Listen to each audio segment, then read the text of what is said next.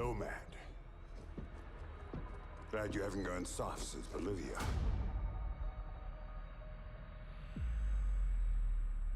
Let's go. We need to talk. So, what brings the mighty Sam Fisher to Aurora? I'm after someone called the Strategist. He's been kidnapping military specialists all over the world. If I can get him in front of Congress, they should be able to authorize an invasion of Aurora. So they'll finally send in the cavalry. Right. But for now, it's just us.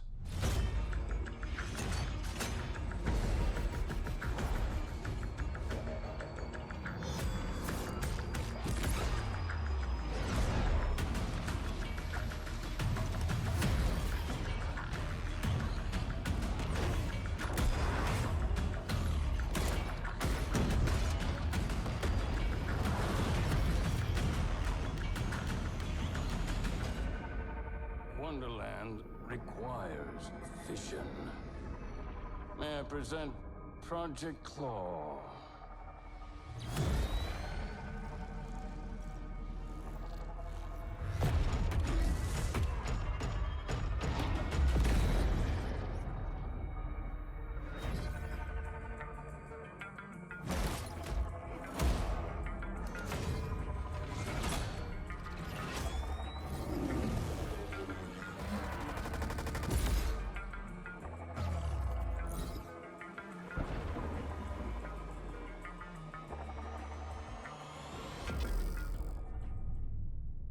Yo, what is going on, everybody? I am hyped. Are you hyped? I'm really trying to wrap my head around everything, all the information that we got with the title update, the patch notes, and this new information on the Echelon class and the Sam Fisher missions, all the content that's coming in patch 2.0 with the immersive mode. And oh man, I wanted to sit here and just kick it real quick, like 5-10 minutes, and talk about this Echelon class and Sam Fisher in Aurora. Now, as a huge Splinter Cell fan, I am actually way more excited this time around than I was when that mission came out in Wildlands. Now, obviously, we know it was one simple mission in Wildlands. It wasn't too much. Wasn't really a big deal. We got a few items, and we got the skin. Cool. But like I said in my last video, with the mechanics surrounding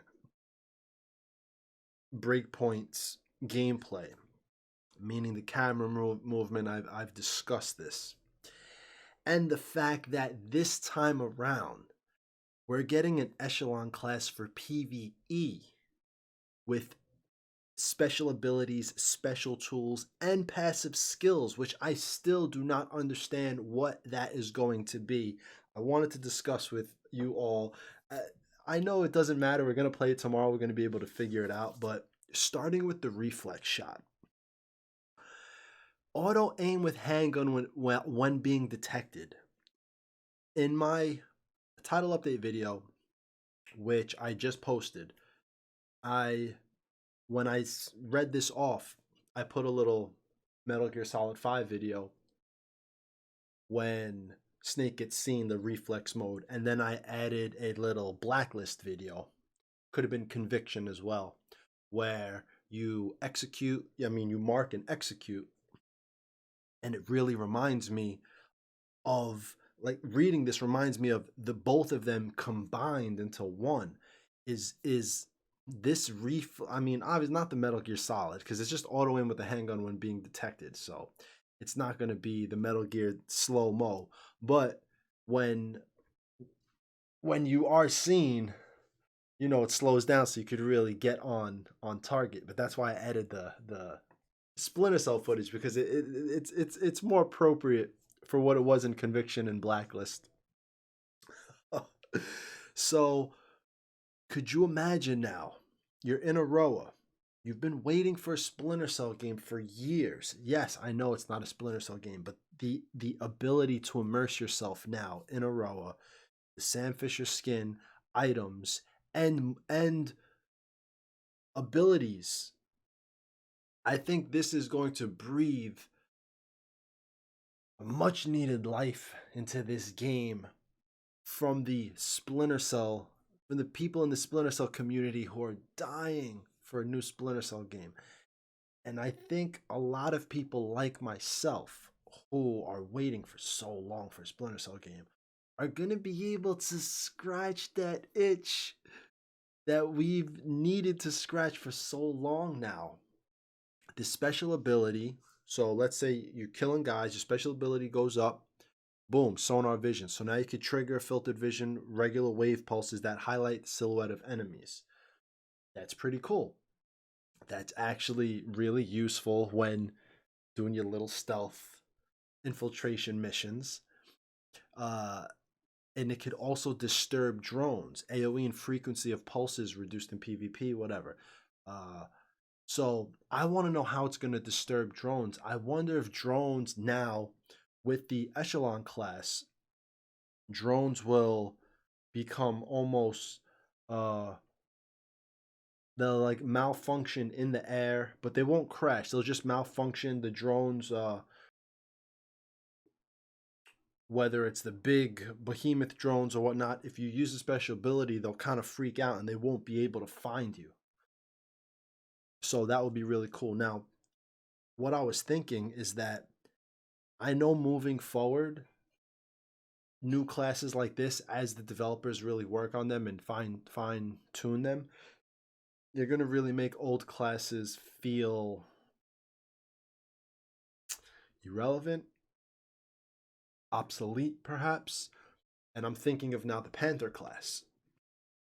I think the Panther class, when looking at Splinter Cell Blacklist, when you went all out as a Panther style of gameplay, you were quiet but lethal. And I think the Panther class needs to be reworked because their special tool is kind of dookie with the hairspray. And their special ability is, I don't know, if I rarely use it. I feel like it's too, it's cool to use, just like you run up on a couple guys and you blow it up, and then you could beat them up while they're kind of dazed. But it would have been awesome if maybe that ability gave a special animation, so that ability can be used to kill two guys at the same time, maybe three guys maybe in groups. That would have been awesome for the Panther class. So let's say you come upon a patrol of two guys patrolling an area. Usually what I do, and I know everyone does, obviously this is probably makes most sense for most people, you creep up on them, you ding one guy real quick, and then you grab the other guy. So you get close enough, pop, and you stealth attack the other guy. How cool would it be if you could use your special ability for the Panther class? Boom, you use it, and then he does a cool two-person animation. Anyway, I'm just flying off the head because looking at what they're giving the Echelon class, looking at what the Engineer class is going to have with the defensive drone, which is really cool. I feel like the other classes, you're sitting there like, it's kind of lacking. Unless your thing, like for me, for Recon, I'm not big into the Recon game, even though it is Ghost Recon. What I mean by that is I'm not big on highlighting enemies. So I usually play with the icons off the top of their head. I usually play with the mini map off. So I have to do Recon normally. So if I put the drone up, I have to see where guys are at and then try to just go through it while knowing where they were. Use my binoculars to zoom in. So when playing the sniper class, for instance, I don't really play the sniper class because one, the hold breath thing is sorry about that. The hold breath thing is I barely feel it. And the grenade that you throw that pulses and shows everyone, I don't really like playing with stuff like that. Now, yes, the special ability of sonar vision is basically the same thing, but that one thing for the sniper is kind of so OP that I hardly even use it. The medic class, I just feel like, yo, who's not going to want to play the Echelon class at this point? Who? I mean, look what you have. A shock pistol, bro. A shock pistol.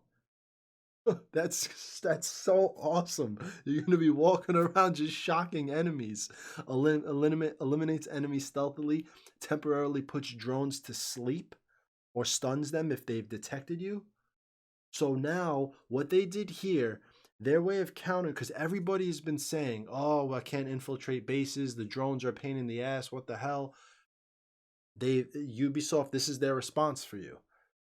Instead of programming maybe a way for you to go to like a main station where the drone comes and charges, and putting it where you press the button and maybe the drone comes and it charges and it shuts down, maybe something like that. We have this where there's a drone flying, boom, you shoot it, and it probably just stays there in the sky all shocked, not knowing what to do, and then you could run past, and then it comes to again, it continues on its path. And I think that's going to be awesome. Shock pistol enemies. I can't wait to electrocute dudes. Watch them get shocked. And I want to know what this Shadow Master is. Shadow, stealth, boost, and silent moves. So I have a feeling that now you're really going to be able to crouch and move around at full speed while crouched, and enemies not really turning around when you get close to them. You'll really be able to just move around. This is going to be the true stealth class, which I know the Panther class wasn't actually a pure stealth class, but that's what I felt like it was. But now with the Echelon class, the Panther class seems like it would fit more of that lethal stealth Panther style. And I don't know how they're going to fill that void now that you have the Echelon class. What the Panther has with his smoke thing to disappear and his hairspray, I really don't see anybody wanting to play with that.